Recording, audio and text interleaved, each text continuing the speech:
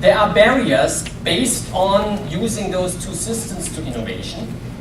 On the more rational side, all the concerns around cost, speed, resources, readiness, right? This is all it's you know, the natural thing that people think about when they want to introduce something new, something disruptive, when they want to change the company.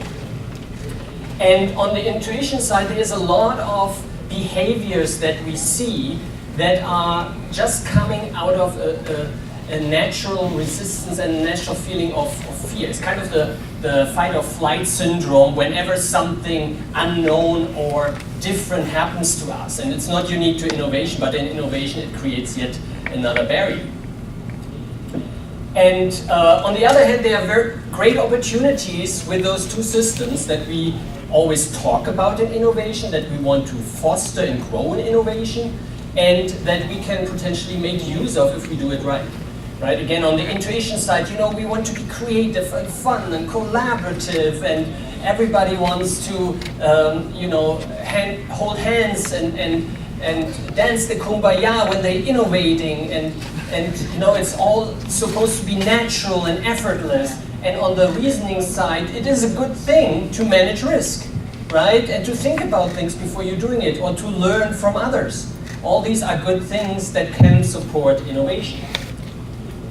And so what I'm arguing here, the interplay of persuasion and rationalization. So persuasion, basically using the more rational mind to control the more negative, irrational, if you want, emotions, and then using the positive, irrational emotions, or the positive, energetic emotions, to then justify those with the more rational aspects, is what this talk is about.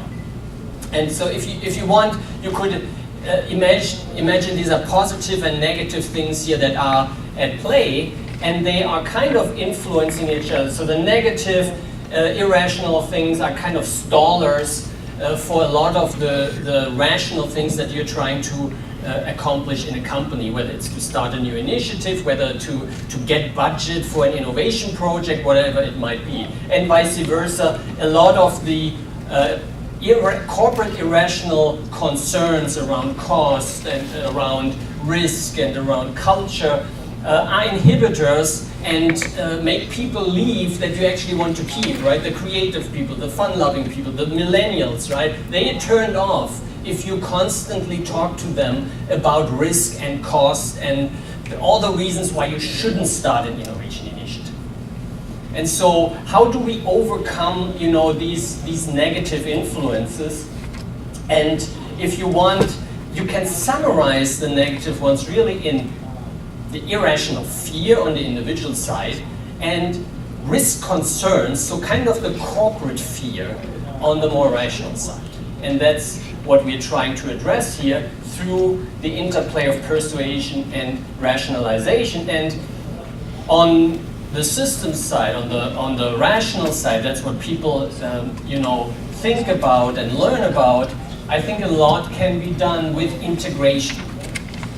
By looking at everything you're trying to do in innovation and finding a place in the company where there is a natural fit and where there might be actually already even the rudimentary components of what you're trying to accomplish. And I will get into this in a moment. And then on the left side, really using theories and models of persuasion, of self-determination, of the aspects that motivate people to drive corporate innovation and to make it more effortless. So the goal is really to use the integrative approach here to provide some peace of mind to overcome the negative emotions around fear, mostly based, and to use self-determination of people and their intrinsic motivation to increase efficiency and effectiveness of the innovation process, which then helps you also to manage your risk, because cost is lower, everything moves faster, there's more good ideas that come to the table, etc. So let's talk about integration. Again, to overcome those, you know, unnecessarily fears. So when we talk about innovation, there are all kinds of models of what the components of innovations are. Here's one of them from Rao and Weintraub, and you're probably familiar with this. And so there are a lot of things you need to potentially build to make innovation work in your company. However, if you look at those components, a lot of those things are not new to a corporation, right? Resources are not new, values are not new, many processes are not new, how you define success might be there to a large degree. Maybe certain behaviors and climate need to be changed, but a lot of those things are there. So if you're just now coming in as a chief innovation officer and trying to create yet another culture to compete with everything that's there already, you will not be successful. So what are those other systems? Well, let's look at maybe the new product development frameworks. Here's an example of the Horizons framework, right? There are a lot of the pieces already in there, if you go back to this here, around processes, around how to manage resources that you could build on if that model already exists in your company. Or let's take Six Sigma, which is established in corporations to make a corporation run more efficient and leaner, right? So a lot of the aspects that you need in order to carve out resources that you can use for innovation. And a lot of the aspects in here, if you look about defining the opportunities, you need to do that in innovation. Measuring, analyzing, improving. Earlier, I don't know who it was, said, we want evidence-based innovation, not just blue sky. And so there's a lot of that here already. Then about the more fun aspects that we want to introduce, that we want to have everybody happy and working at the company from morning to night. A lot of companies are installing those frameworks like Great Place to Work, which are about trust and credibility of the managers, doing fun things, doing new things, and they're establishing it to attract talent. Again, it's something that is at the core of what you need from a behavioral and culture perspective in innovation. Again, an existing framework that you would compete against if you just said, I'm creating an innovation culture and I'm coming in new and it's going to be this parallel universe in the company that does everything new and differently. User experience design, customer experience design, another new, if you want, trend in companies to focus more on the customer. Yet another framework that contains many of the components that you're trying to build for innovation. I would even argue without that, innovation cannot work. So you have here a variety of different frameworks. All of them have bits and pieces of innovation. And the question comes, so who owns then innovation if everybody has a piece? Where should it sit? Right? And from an integration perspective, how do you integrate it? I can't answer the question here of where it should sit. That depends on the corporate culture and structure, etc. But in order to integrate it, you need a framework. And how do you develop a framework? Well, you look at intersection points and commonalities, and I just tried to very roughly. So in the columns, you have the various, if you want, components of the different frameworks. And it's not comprehensive, it's not complete, just to give you an idea. And then along the rows, I tried to show where there are commonalities already in existence. And you can identify, let's just take the first one. Innovation talks about energizing people, Great Place to Work about inspiring people, CX about delight, right? These are all kind of the same things. So, can you integrate? Or even better in the bottom, you have collaboration, working together as a team. You have in Six Sigma a lot of cross-functional analysis, in Horizons framework, collaborative cohesion and co-creation on the CX side. All that has to do with cross-functional collaboration. So don't invent yet another tool set to do that now differently for innovation. And if you look then in the horizontal, you could come up with an integrating framework. Here's just one of many that you could develop that based everything on evidence. In the bottom you have discovery, where you create data, where you create the insights. Then you have design, where you're thinking about the ideas, where you're testing the ideas, the development, the typical product development, and on top, the customer, right? The delight for the customer, because it's not just about building things, you have to make sure that it's also delivered the right way. And using such a unifying framework, that or a different one that fits for your corporation, then allows that it's not this disruptive new artifact that you're trying to introduce, that everybody can participate in building innovation for the company. And just to give you an idea of from a former corporation, the various pieces that could fit into those various layers, that is something you also have to design for your company. And again, look around what is there already and how it can be used also for innovation before you build something new, where people then are also getting confused by, you know, I have these two very similar processes, why aren't we using one for innovation and the other one for product development, right? That is always a challenge. Okay, so this was the integration piece. We have now created a framework that gives a peace of mind to people that are concerned that there's too much new stuff going on in the company once you introduce innovation. It gives them hooks into what's going on, it gives them responsibilities, it gives them a say. Now we have to look at, you know, the other side of the more irrational response to innovation, which is how can we turn that into intrinsic motivation? And the idea here is, again, just to remind you, with integration we created the peace of mind, but now we want to create energy based on all the positive aspects of the intuitive system in order to overcome some of the risk concerns. And I don't know what term Mike used for something around engineering. I call it borrowing. You know, here's a theory from B.J. Fogg at Stanford about persuasive design, which typically is used or widely used to change health behaviors or to change. They used it now in the government for them to have more intrinsic motivation. That was before Trump started, so I don't know how that's going to work out. And what we did already with the integration part, we kind of increased people's ability to participate in innovation, right?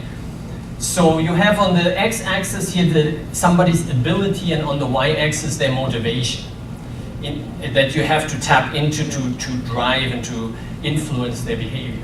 And so we kind of already addressed the ability part, now we're trying to address the more motivation part. And here there are a variety of positive thinking models and theories out there. I like very much the self-determination theory. We played around it a little bit in a previous company, and it seems to fit a lot of the issues that we addressed. And the basic premise here is that there are three fundamental human needs that need to be addressed. In addition to the, you know, eating and sleeping and the more low-level needs that also Mike addressed in his Maslow's hierarchy of needs earlier. It's about competence, which is people's relationship or interaction with the environment, autonomy, their interaction, their control of their own life, and relatedness, their interaction with other people. And that's where individuals draw energy from. If you can maximize or at least improve, increase any one of those. And people are different. Some people are more around relatedness, the more social people, and other people more about their competence, right? And that's okay. So you need to understand actually who you're talking to. And just some examples of how that might play out if you are now using persuasion to tap into those intrinsic needs of people to energize them for innovation. I know there's a lot to digest, and that after lunch. So here we have head of product development, right? Often you see a behavior that very seemingly rationally, but rooted really in intrinsic fear around not being involved, they question the feasibility and or viability of any new idea not coming out of their own shop. It's just what they do, because they are responsible for product development, right? And now there's this other group that tries to develop new products. around things that they never thought about. So there is this intrinsic tension. The attitude or the reason is fear of loss of control and focus. Right? So it is a distraction for them. They often articulate it as a distraction and a poor use of resources. So the intrinsic need that that person is looking for, or that you can tap in, is their autonomy. So how can you help them either reconfirm this need or give this need a boost, right? So here are a couple of things that companies do in order for them to also participate, for the head of product development to participate in innovation, to establish innovation liaisons between his or her department and the innovation group, or involve them in triaging all the ideas that come out of the innovation funnel, right? So that they have a say, that they can contribute their experience, that they are not on the periphery. To have kind of this handshake that once an idea is matured and everybody agree it should be moved forward, that it becomes his or her responsibility and not a skunk works on the side that competes with product development.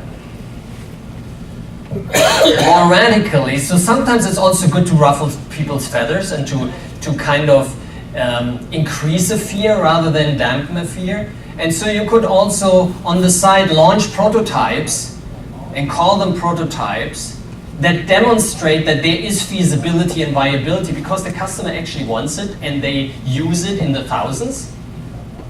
Because then the head of product development has to pay attention. Now you might not make friends in doing this, so this is really the second option, right? But it is a way to kind of bypass this fear and to demonstrate, at least initially, that there is feasibility and viability. Example 2. A scientist, a researcher, whatever the company is doing, could be an actuary, could be a psychometrician, could be somebody in material sciences, who knows, depending on the company. The behavior here, they're questioning typically the validity and comprehensiveness of the research that was done for the data products, right? This is like, because that's their responsibility, and how dare you just go out to customers and ask them what works for them, right? So the attitude is also fear towards ignorance with respect to their own scientific community, right? They always are evaluated based on how rigorous their own science is. If you now kind of pretend to water it down, then they're fearing about their reputation. So the need here is relatedness and purpose, right? So these intrinsic needs that you can tap into, and the way to do it, you can connect them to the customer feedback loop so that they can play a part in evaluating the data. You can involve them in product design so that they better understand what the purpose is, and also how, let's say, market research differentiates from scientific research, and that it's not the same thing. You can train them in information design so that they better understand really the difference between just theoretical science and applied science. And again, on a more radical side, you could work with external research organizations to demonstrate that even that evidence is publishable and has merit in order for them then to jump on the train. So here also, these were all internal examples, here an external one, which is, let's say, B2B2C, business customer client. The client asks for constant product customizations, or the your client is a business client. They ask for constant customization because their user or customer is asking them for that. And the attitude here is that they feel there is lack of motion going on in your corporation, that there's lack of response to their clients' needs. And there's this multiple levels of interactions going on here, and they feel out of control. So they need competence and relatedness. That's where you can tap in. You can boost their competence so that they better understand how to serve their own client, or you can make them part of the team so that they relate better to what's going on in your company. And so there are a variety of different tools that you see here on the floor, or that is being talked about. You could establish an innovation management platform that helps them show to their clients how much they care and how much they want to involve them. You can foster ideation sessions between them and their clients. Again, this is about helping your business customer to serve their clients. So there are a variety of different mechanisms you can use. And if you want, the tip of the iceberg is that you actually then implement some of the ideas of their clients, because that demonstrates that you're not just talking the talk, but also walking the walk. So with that, I hope I gave you an idea. I know it's a lot to consume here. Between the two systems that are at play here when we are thinking about innovation, a very rational system, which you can respond to with metrics, with integration, with making things as smooth and seamless as possible, and an irrational system that on the one hand you can overcome some of the irrational reactions by doing more for the rational side, and on the other hand you can use them to create new energy around innovation by understanding first and foremost where those emotions are coming from, and then using aspects of persuasion to tap into some of those needs around the self-determination theory. And as you might have seen, there are really fundamental needs that everybody has, and just understanding them and playing to them when you're trying to implement innovation can go a long way.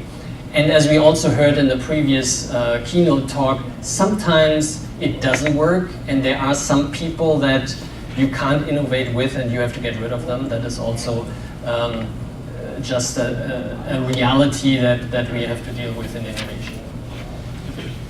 So thank you for having me. And do we have time for questions? Absolutely, yeah. We've got about 10 minutes for questions, and I'm sure you'll be bursting. I was really interested in these different archetypes, these characters. And actually interesting at the end that you said, get rid of them. And that seems like quite a controversial thing to say. I wonder if you could talk a bit more about this idea of just some people don't get it, and your experience of working with that.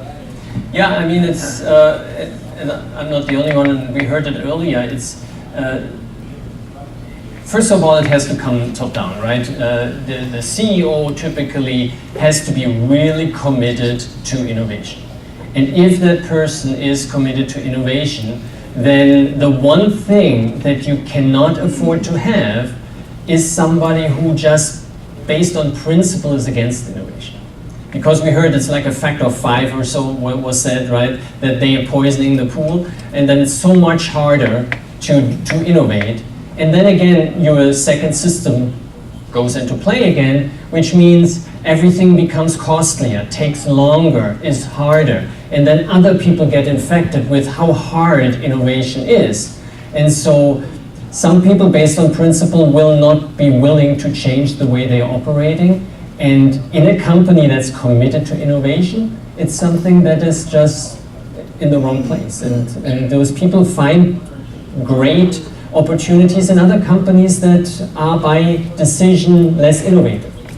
Right? I'm not saying that these people are not qualified or so, they just don't fit into an innovation company. Well, I would just say that for many of us, the reality is that we can't simply get rid of those obstacles. Those people are react. They're part of the company. We have no power to ask them to leave and have them move on. And the reality is that on a daily basis, when you're faced with that, then...